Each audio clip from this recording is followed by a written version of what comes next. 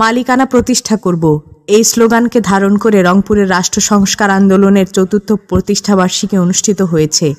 শনিবার 9 আগস্ট বিকাল 4টায় নগরীর সুমি কমিউনিটি সেন্টারে রংপুর জেলা শাখার উদ্যোগে প্রতিষ্ঠাবার্ষিকী পালিত হয়। আলোচনা সভায় সভাপতিত্ব করেন রাষ্ট্র সংস্কার আন্দোলন রংপুর জেলা শাখার সমন্বয়ক চিনু কবির। স্বাগত বক্তব্য রাখেন রাষ্ট্র সংস্কার আন্দোলনের রংপুর বিভাগীয় সমন্বয়ক ও কেন্দ্রীয় কমিটির নেতা অ্যাডভোকেট রায়হান কবির।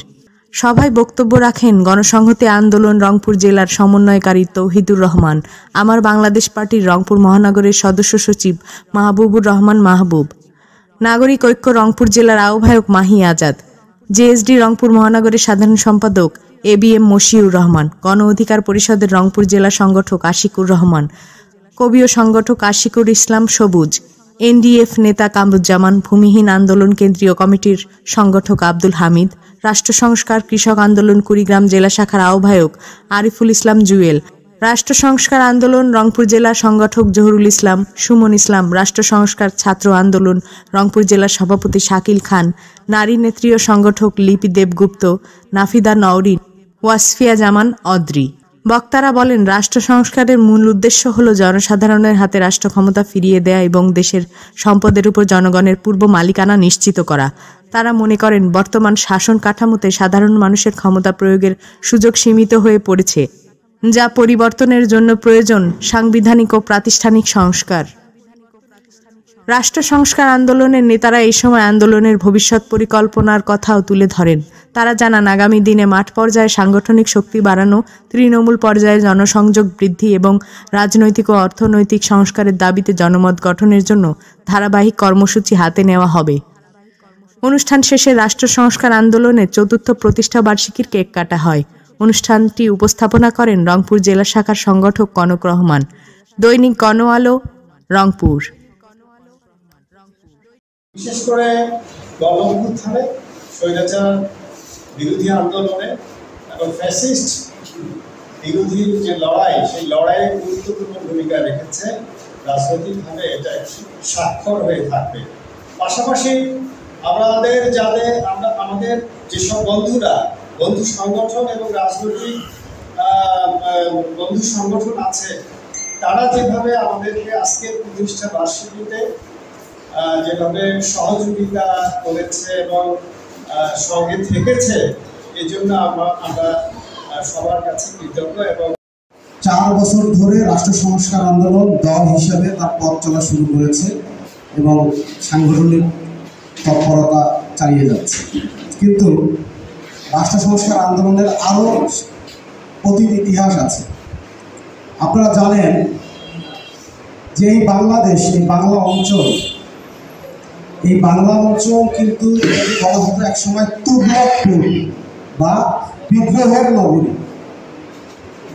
তার প্রধান কারণ হচ্ছে যে যুগে যুগে আমাদের এই ভারতবর্ষে যে বৈদেশিক শাসকরা এখানে শাসন নিপীড়ন করতে এসেছে, বাংলা অঞ্চলে গিয়ে ওরা খুব বেশি সুবিধা করতে পারেনি। এবং এরই ধারাবাহিকতায় ব্রিটিশরা যখন এখানে আসে, ব্রিটিশদের বিরুদ্ধে কিন্তু সবচেয়ে বড় যে আন্দোলন এবং সবচেয়ে বড় ভূমিকা কিন্তু বাংলা অঞ্চলের মানুষগুলো নিয়েছে। তো রাষ্ট্র তো কোনো না কোনো শ্রেণীর সেবা করে।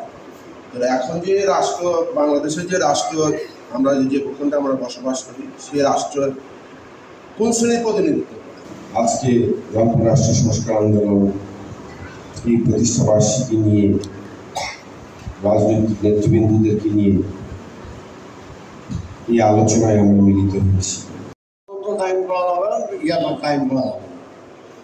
তো একটা নিরপেক্ষ সরকার আসলে, যদি গণতান্ত্রিক সরকার আছে, তাহলে পরের ধাপে আগে যাওয়া যায়। এটা আমার ক্ষুদ্র একটা দাবি।